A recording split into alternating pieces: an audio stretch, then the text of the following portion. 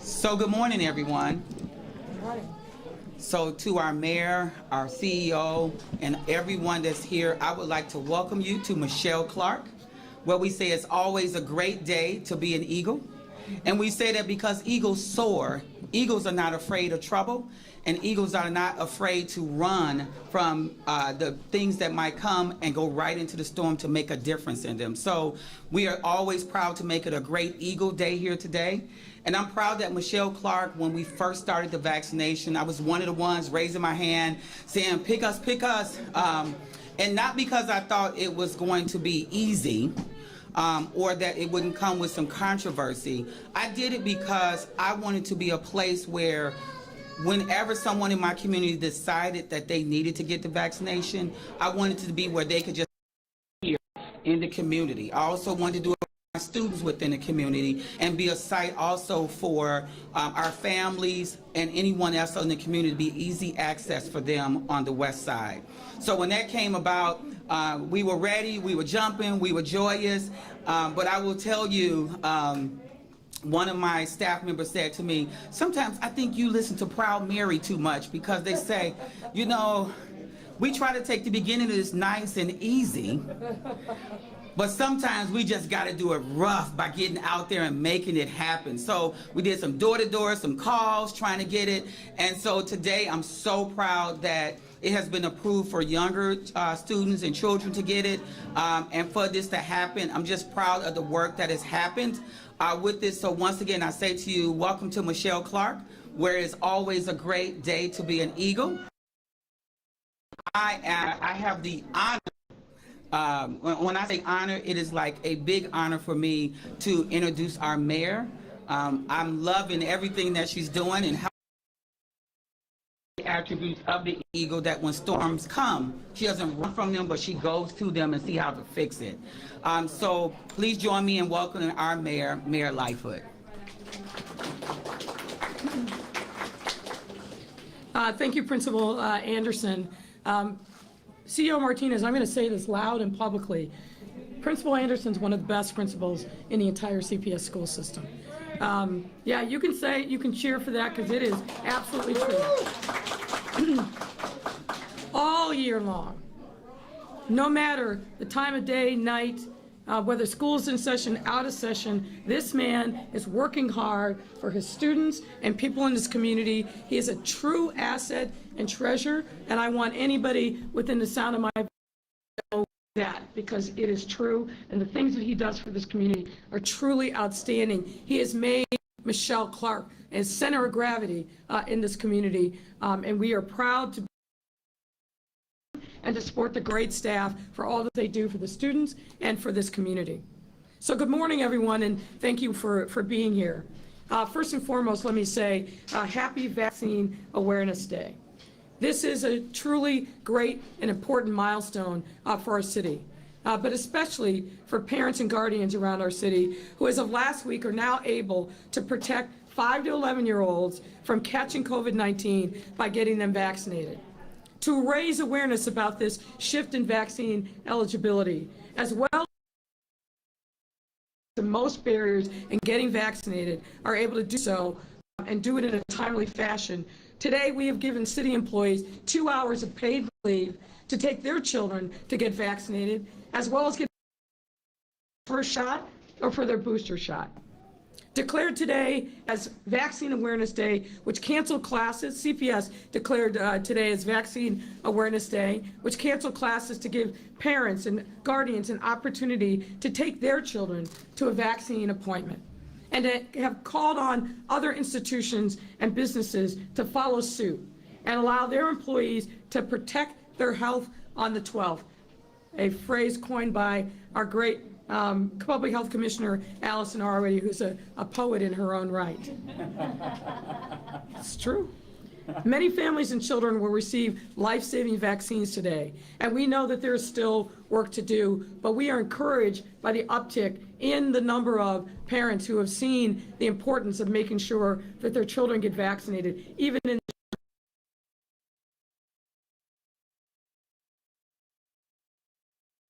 this opportunity city. Including the pediatric vaccine, are distributed equitably across our city. The vaccine is safe, it is free, and it is the best defense that we have against COVID-19. And let me say that all again, because there continues to be, unfortunately, a lot of misinformation out there. This vaccine was tested on cohorts of children of the same age to make sure that we understood what the right dosage was for them. It was tested, it was approved by the FDA, and we are very confident with the safety of this vaccine. But I'm also going to talk to the adults out there. There are many of us in this city that still have not gotten that first shot.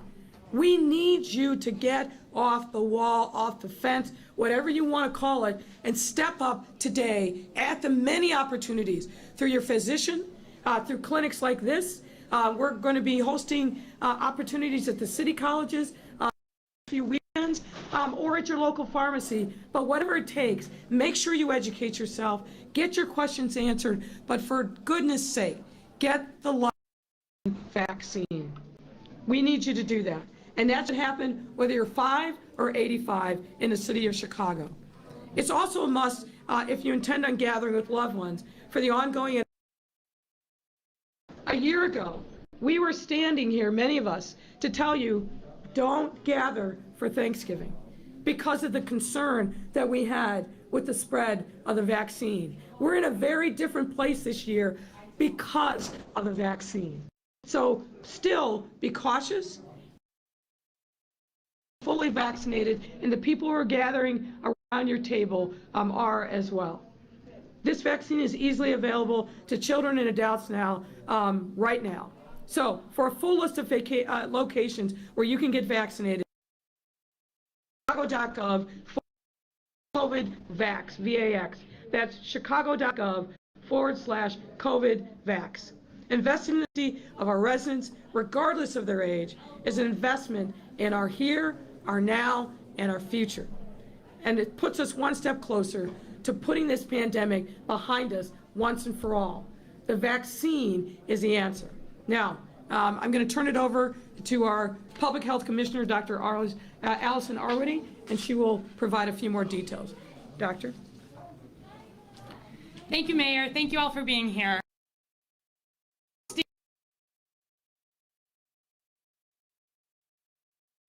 Who are getting protected with the young ones, talking to their parents. It's been a long wait to this point where 5 to 11-year-olds are able to get vaccinated. I want to reassure you that in the first approximately week of vaccination here in the city, everything has been going beautifully. As you heard, this dose is 1/3 the dose of what adults get. We've not had any issues with side effects, anything unexpected. Where we have heard anything, children have generally been complaining about a sore arm. Many kids don't even have that. But overall, what we've heard talking to pediatricians, talking to families, checking in with hospitals, is that even the amount of side effects that we see from adults are much less compared to what we're seeing in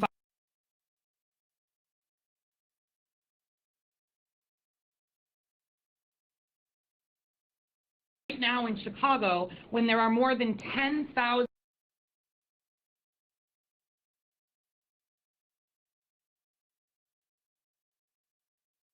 is more vaccine that has been happening here.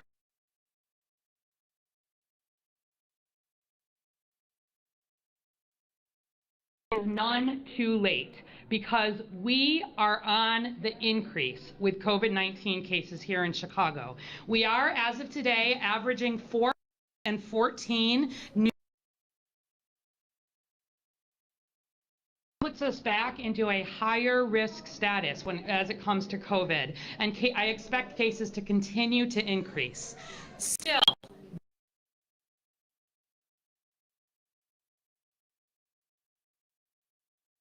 who are getting seriously ill on people and families, and now our percent positivity is 2.2%, and those increases are up 24% just from a week ago. We're about 2 weeks before Thanksgiving, which means today's the day. The reason we're doing Vaccination Awareness Day, and thanks again to CPS for making the decision to pull out all the stops and have kids get vaccinated today.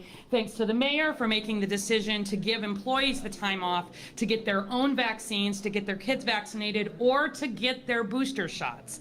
Because you get that today, your protection is as good as it's going to be in time for Thanksgiving. I worry that as these holidays are coming, we're going to see more of a surge. And people have been asking me, why do we need another Vaccine Awareness Day? Are we not all aware of the vaccine? Of course we're aware of the vaccine, but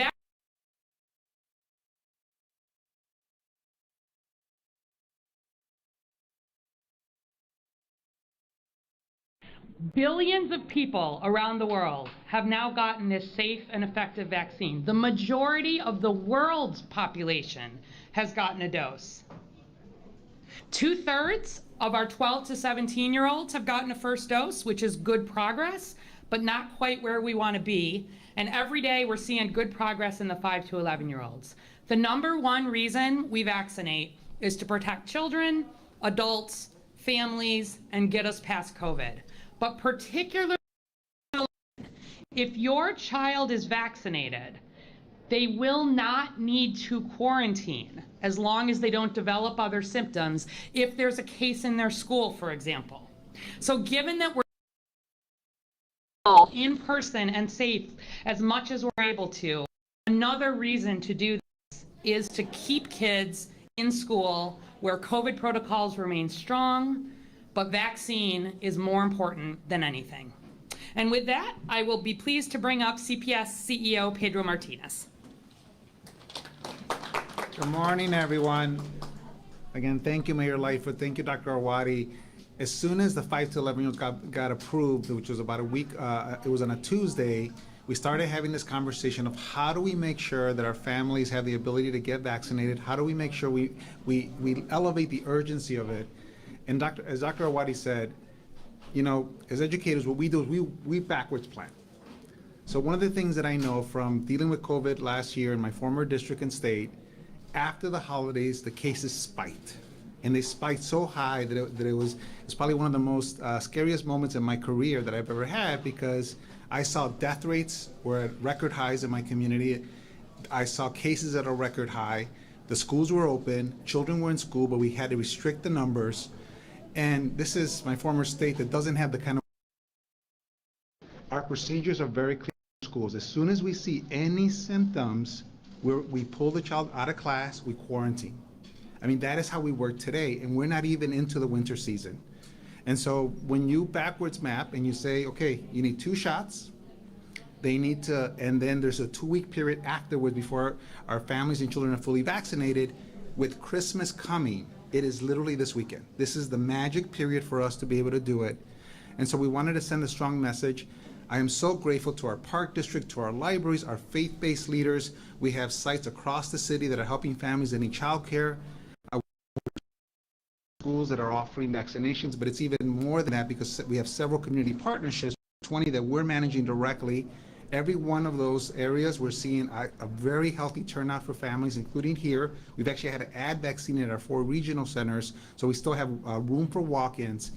But I can't emphasize enough to our families, this is an investment for the rest of the school year. That's what this is. Whenever we quarantine children, and we just reduced the period from 14 to 10 days, that is still 10 days the children are not in school. When our teachers are having to manage that with all the other issues, it is just so difficult for them to feel confident, to feel that they're doing everything they can for their children, because again, there's so many things out of their control. So what this vaccine does, it creates stability, it creates safety. Para nuestros padres, quiero por favor apoyarlos que este es el tiempo ahorita para que sus niños reciban sus vacunas.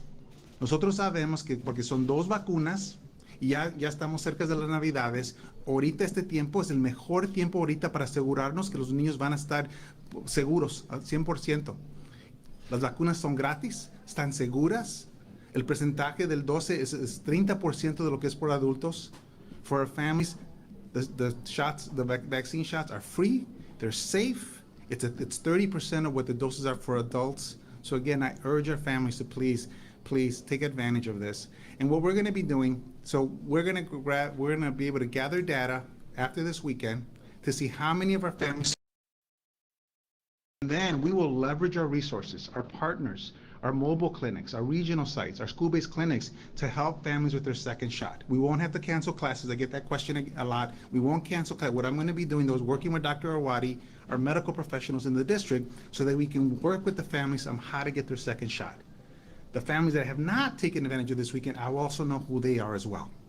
And what I'm going to be doing is doing outreach to those families to see what is it they need, what information. Dr. Awadi and her team have done actually home-based vaccines. I mean, there's so many resources that we can leverage in our community to help those families. So this is the beginning of it, but it's an important beginning because of the time. Para nuestras familias, las familias que reciben su primera vacuna este fin de semana, voy a trabajar con esas familias para ayudarles para que reciban su segunda vacuna. Tenemos programas móviles, hasta la Dr. Awadi tiene programas donde pueden ir a su casa. Vamos a trabajar con ustedes para que reciban su segunda vacuna. Y para las familias que no han recibido sus vacunas, queremos saber por qué. Queremos información, necesitan para que puedan hacer esa decisión, porque es muy importante que protejan sus niños. So again, thank you, Mayor Lightfoot. Thank you, Dr. Awadi, the whole team. I am so pleased. We're here in the room. I'll tell you, everything from nervousness to excitement, because they know they're going to be able to do more things when they're fully vaccinated. Thank you. Now I'm going to bring Dr. Luna.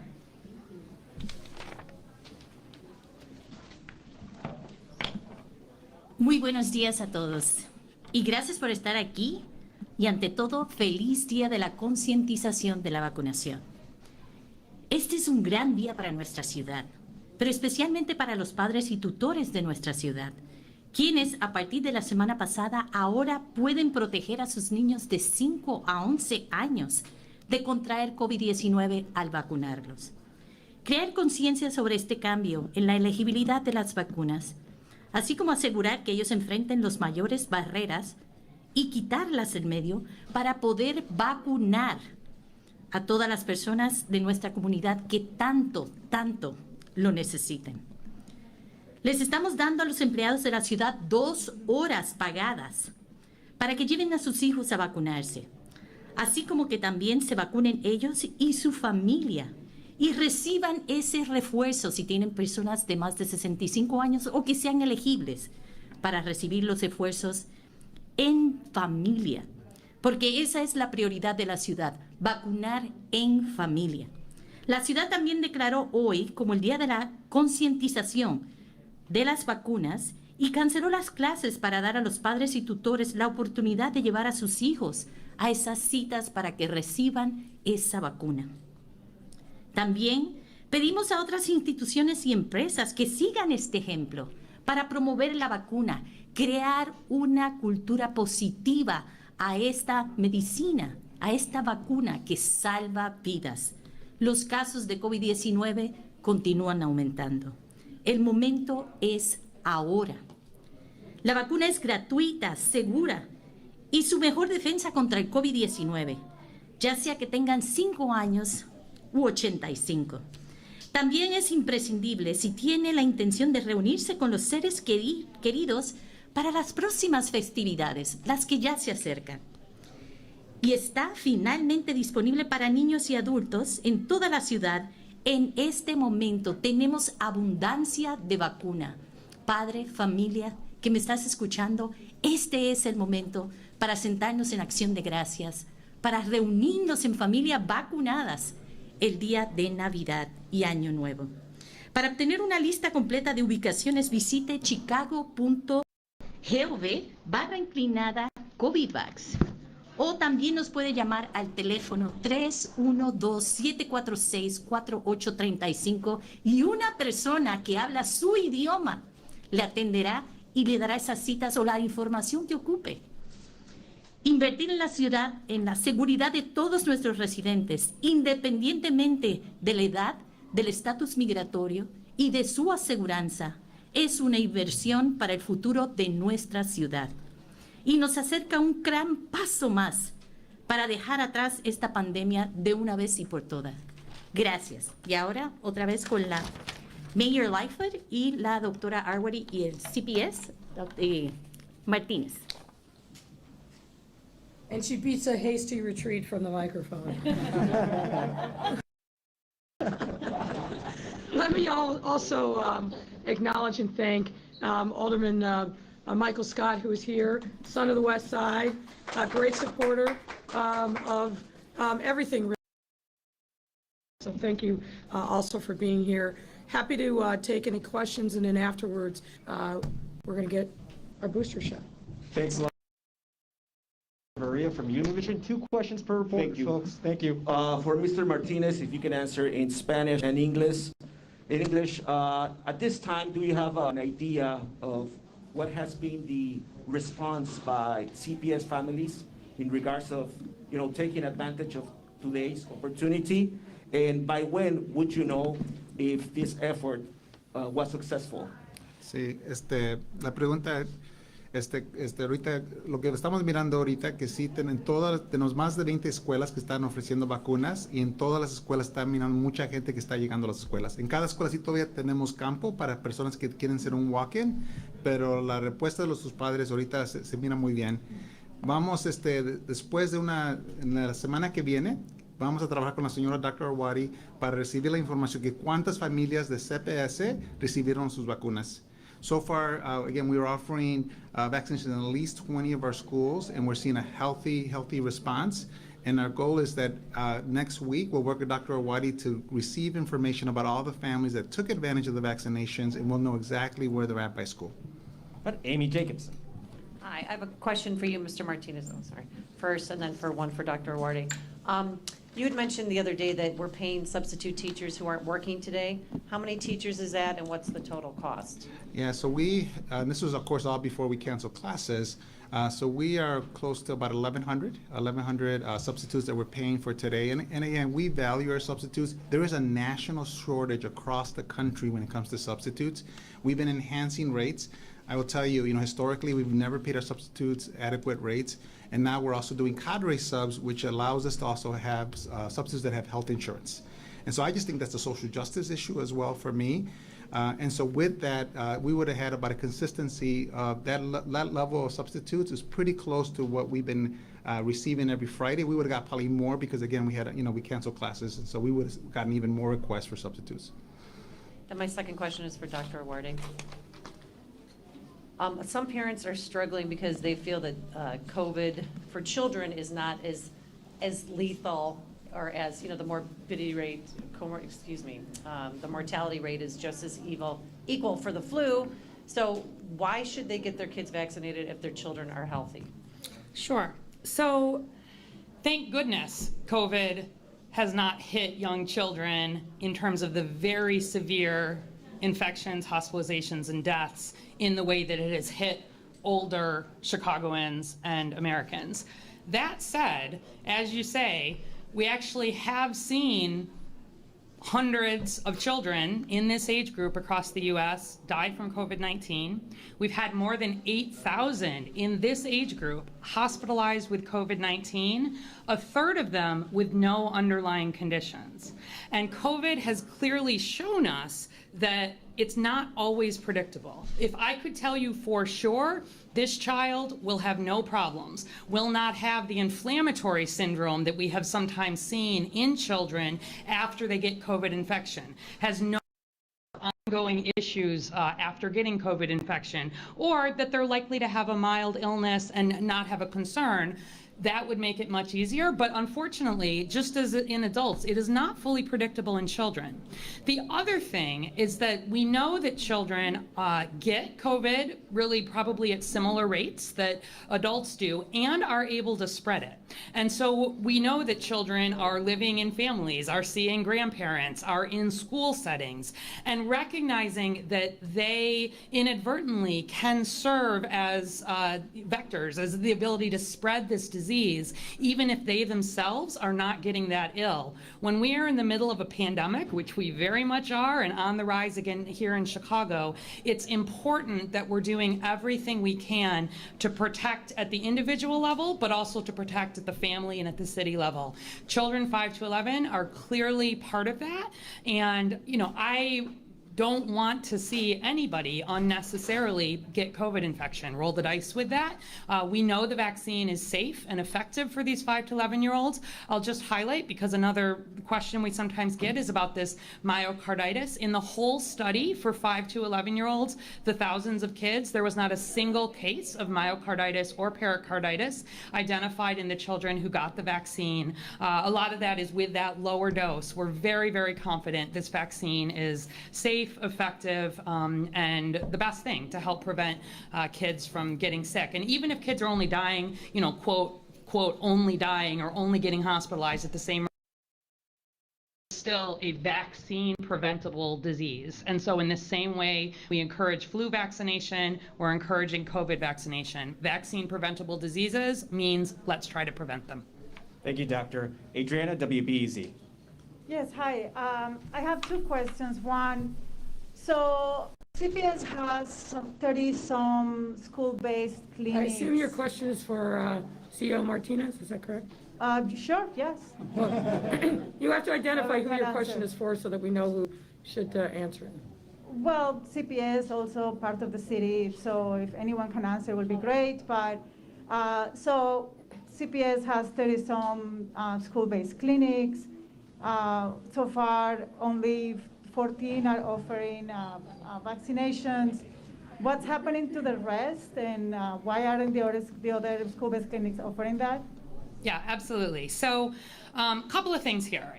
We have been planning, as you know, for this rollout literally for months.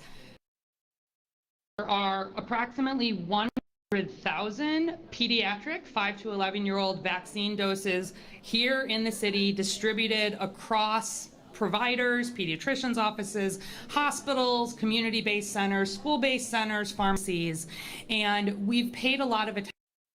Sign-up has been going for these vaccine for children. So, for example, at some of the school-based settings where we saw a lot of people signing up, additional doses were added. At some of the Walgreens where we saw a lot of interest in getting vaccine, Walgreens said, let's get some more vaccine, let's add some additional sites. So I've been really pleased that there are approximately 200 places across free available COVID vaccine for kids. There's almost 700 with it available for adults. So our approach all along has been first to encourage people to get vaccinated at their own pediatricians or their own family clinic, because when they do that, that allows us to make sure they're connected to care in an ongoing way, which is more important, frankly, in some ways than just getting that vaccine. So the plan has not been to say, let's try to do all of the vaccine through schools. The plan has been, let's set up hundreds of locations, and then as you heard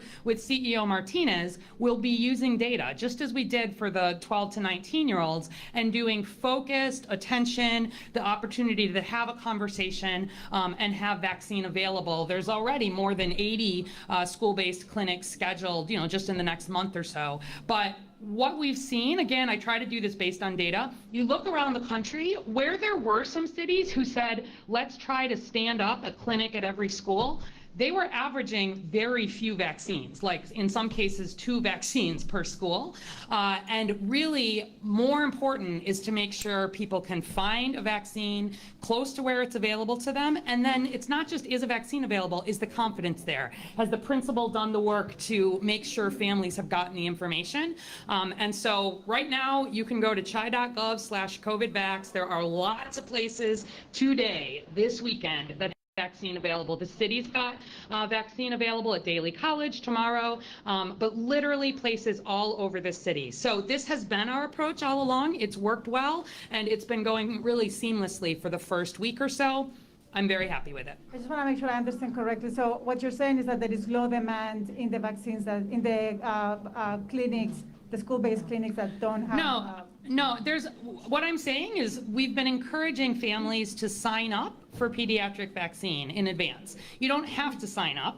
We've worked to make sure, particularly on the south side, there is a lot of availability of walk-in as well. But where people have signed up for vaccine, we're able to get ahead of that so that we can say, oh, these sites are getting full or almost full, and add additional sites. So there are certainly, where we're standing today, this is one of the regional high schools. There are children getting vaccinated now. There is availability today at this site, should anybody need it. But we've worked to look at what the signups have looked like to make sure people can get it. There are also many places just within walking distance of here that also have vaccine available. I don't want kids to have to wait to get the vaccine, and so we're using all partners and making it available. But this is not the last day, of course, that people are getting vaccinated. It's the beginning of our big push for those 5 to 11-year-olds. Thanks, Doctor. Craig Wall, ABC 7. Thank you. Doctor, stay up there if you'd be so kind. Let me just clarify. I'm sure that the messaging is completely clear, so maybe you can make sure it is, about holiday travel. People want to travel and gather. What are you telling them? If they're unvaccinated people, are people supposed to be asking every family member, or telling family members who are not vaccinated, don't show up, and what? Yeah. So different families are going to take different approaches here, and I understand this. I have been very clear with my friends and family that anybody who is coming to my home, eating at my table, will be fully vaccinated if they are eligible for age. So where there are younger kids in my family, nieces, nephews, etc., they have gotten their first dose at this point. I would welcome them. They're on the path to vaccination. Where there are children who are under 5, I welcome them, knowing their parents are fully vaccinated, knowing that they've been being careful.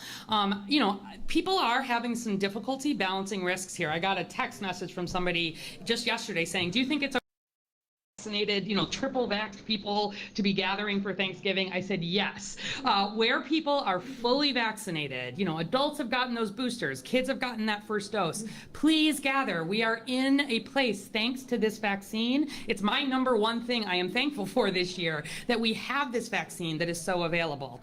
Where people are going to be gathering with people who are not fully vaccinated, especially older people, I do have some concerns about that. I obviously am not stopping that. There's no limit on that, but would just encourage people to be extra careful. Take perhaps at least before, if you yourself are not fully vaccinated and you're going to be gathering with others, and it is a higher risk situation. There's no way around it. Related to travel, the travel advisory remains in place, so would encourage unvaccinated people not to be traveling still. We're on the increase. That guidance is not going to change. For people who are vaccinated, travel is appropriate. I expect to be traveling myself over the weekend. Where are you going? TBD. Mayor, question for you, if we could. It's slightly off topic, but since you're the mayor, there was a report that came out ago that included recommendations for French to be suspended based on the Anjanette Young. Should COPA have done something differently, and are you disappointed in how they handled that? I am disappointed. As we all know, painfully, Ella French gave her life in service to the city. It is disappointing to me, in light of the fact, in light of her passing, that COPA still felt the need to include her name and a recommendation for discipline of a deceased individual. That to me seems the height of tone deafness. So yes, I am disappointed in different actions, and particularly in light of the fact that French showed her respect and treated her with dignity. It just doesn't make sense that COPA made this decision. Eric Rudd, in front and center. Come as a surprise, but the CTU has put out a release saying that a lot of the communities on the west side don't have as much access to the vaccine especially for the kids ages 5 to 11 within a mile of their school. Would you care to comment on that? Well, let me choose my words carefully here. I think it's really important when you all are hearing information from different sources to make sure that you press them for the facts. What's the facts related to that? We have spent a tremendous amount of time and energy throughout the course of the pandemic, and certainly in the time that the vaccine has been available since mid-December of last year, making sure that we're going deep in communities that have been hardest hit based upon the data that we have, and the south side of Chicago is a particular area of focus, and it has been and will continue to be. So the notion that somehow we are ignoring the south side of Chicago, that there isn't sufficient vaccine availability, it's just a complete misnomer. And frankly, I feel more strongly than that. We have done a number of different things to make sure that vaccines are available for people all over the city, particularly in areas like the south side of Chicago, where we've seen a slower pace of vaccine uptake. We work with community-based partners, the faith community, working on pop-up events, static events. That's where we started our vaccine at home. Vaccine ambassadors have been going door to door. So I don't know where CTU gets the things that it says, but what I see consistently is they are untethered from reality and the facts, and it does a disservice to people out there. The vaccine is readily available. It has been since the spring, and we're going to continue to do everything that we can to continue our push to get adults vaccinated, and of course, to make sure that all children who are eligible get vaccinated, regardless of their zip code. And this would be either for you, Mayor, or Mr. Martinez.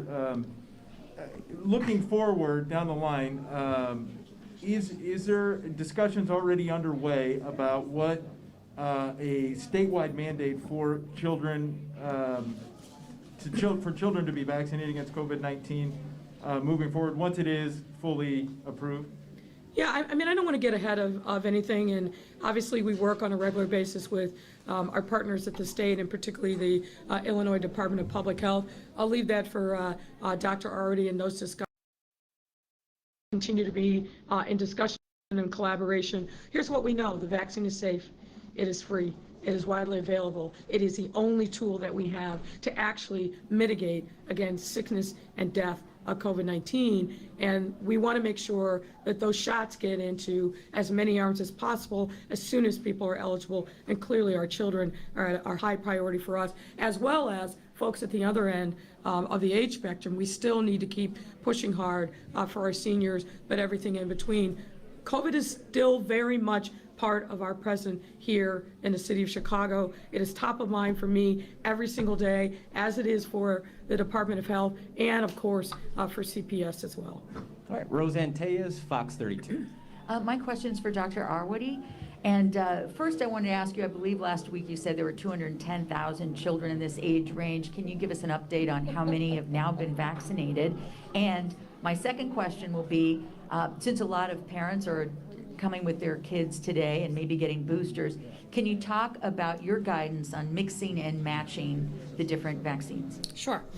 So there are about 210,000 kids between the ages of 5 and 11 in Chicago. Yesterday was a city holiday, but on the day before, we'd reached about 10,000 or so of the 5 to 11-year-olds had already gotten that first dose, which I'm pleased with, particularly because we're starting the big push really now and this weekend. So all of the data is available on chi.gov/COVID- if you're interested. You'll see a line going up beautifully with the 5 to 11-year-olds, just like we would expect it to. And we'll share more details, of course, next week when we have more from this weekend. Related to booster doses and mixing and matching, first, let me be very clear that for anybody under the age of 18, the 5 available. And for the 5 to 11-year-olds, it is a lower dose. You still need to get both doses. For adults over 18, we are recommending that anybody who got a Johnson & Johnson vaccine get a booster dose 2 months after getting the J&J. Anybody over the age of 18. If you want to get the same J&J because you chose that for a reason, you can do that. There is slightly better efficacy protection for people who got the first dose of J&J to get a booster dose of either Pfizer or Moderna, but we really want anybody who got J&J to get a second dose. For people who got Moderna or Pfizer, the recommendation is for people once they are 6 months past the second dose to consider getting a booster. Anybody over the age of 18 is eligible for that if there's any reason that they're at increased risk. If they have any kind of underlying condition, if they're working or living or even attending a higher risk event, we are encouraging them to also get a booster. Similar, depending on the mixing and matching. I would encourage people generally to stick with what they got previously. So I got my first 2 doses of Pfizer. I got as a booster dose a Pfizer vaccine. For people who got 2 doses of Moderna, I would generally recommend the Moderna vaccine. But basically, it doesn't matter that much in terms of which type people are getting as their booster dose. But we strongly are encouraging folks to please get that dose. Only about a third of people over 65 had gotten a booster dose here in Chicago as of last week who were eligible for it. And especially anybody over the age of 65, full stop, and anybody over the age of 50 underlying condition, please, please, please, booster dose now. The vaccines continue to work beautifully in terms of protecting against those severe illnesses, but where we do see breakthroughs or where we are occasionally seeing people get more seriously ill, it's in those older age groups. And so ahead of Thanksgiving, again, get that vaccine now if you know anybody who's older especially. All right, Sylvia Goodman, The Tribune. Hi, this is for CEO Martinez. We've heard about outreach that's generally happening across the city. What are schools specifically expected to be leading with outreach? We already heard a little bit from Principal Anderson. What are all schools doing to make sure that kids are aware of the vaccine? Yeah, I mean, so first of all, one of the things that I'm looking forward to is as we get through this weekend, having that rich information, because as Dr. Awadi said, I've gotten a lot of requests, why don't you do more vaccination sites at schools? The reality, the data has shown that when you have a city like Chicago that has a wealth of providers, I know for example, my wife is going to go to a pediatrician, or they're going to go to a clinic that they've been going to that they trust. Some families do need to come to school-based clinics, but again, what that level, that quantity is, we'll have a better sense today. Because by the way, we've been offering vaccine shots since the beginning of the school year, since last summer. We've never hit our capacity. And that's been going on since last summer. So if you look at the data, our city has a wealth of healthcare resources. So when we get that data, then the goal will be, well, first,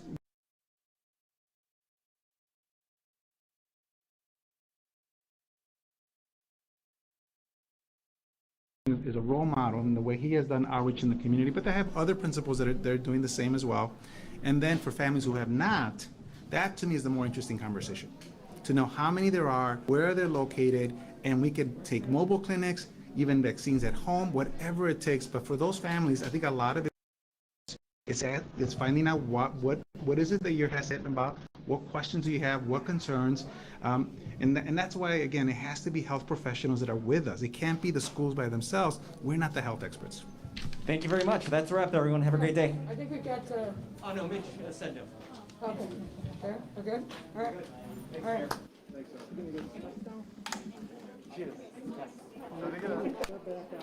They are. No problem. You're a little late. Okay. Yeah, that's okay.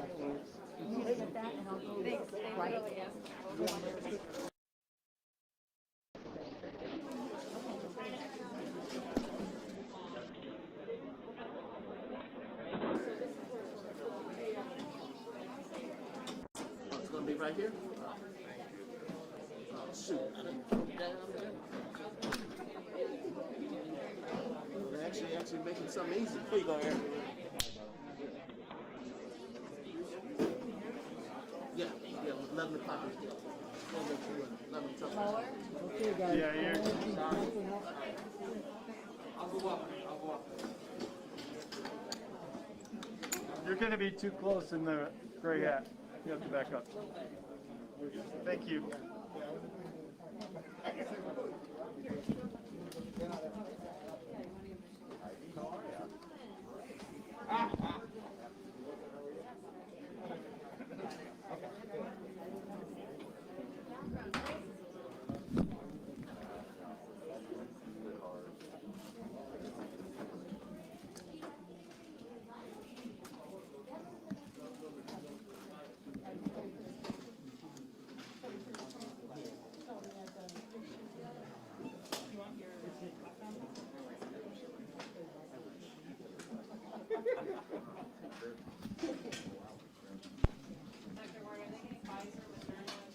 Yeah, Pfizer. So both got the 2 doses of the Pfizer vaccine, and it's been 6 months. So get the Pfizer booster as soon as it comes from the refrigerator.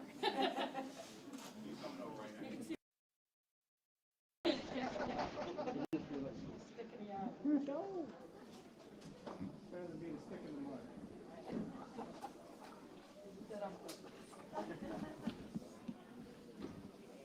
Raise your head, please. Raise your head. Okay.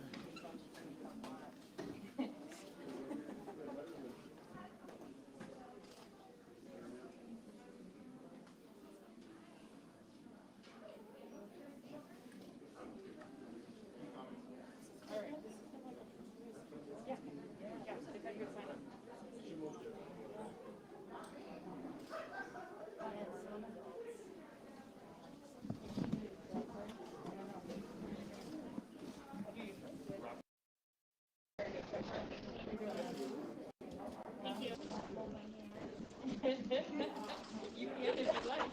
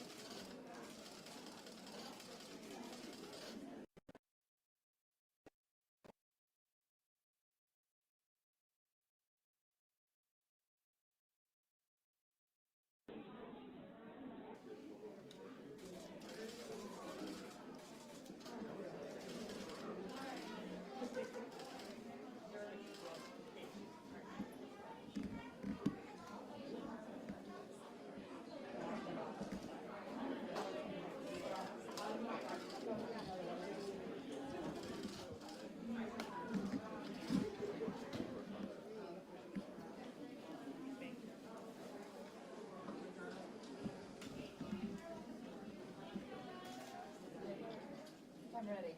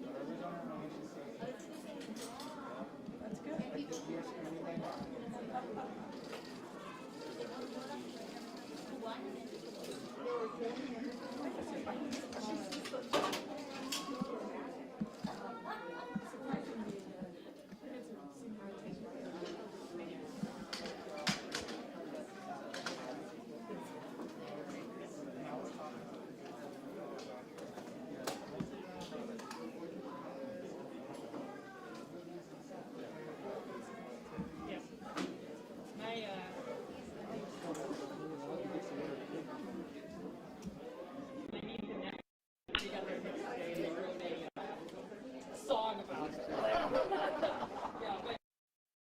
Yes, my nephew was like, what is this program? And he's dancing around, it's very cute.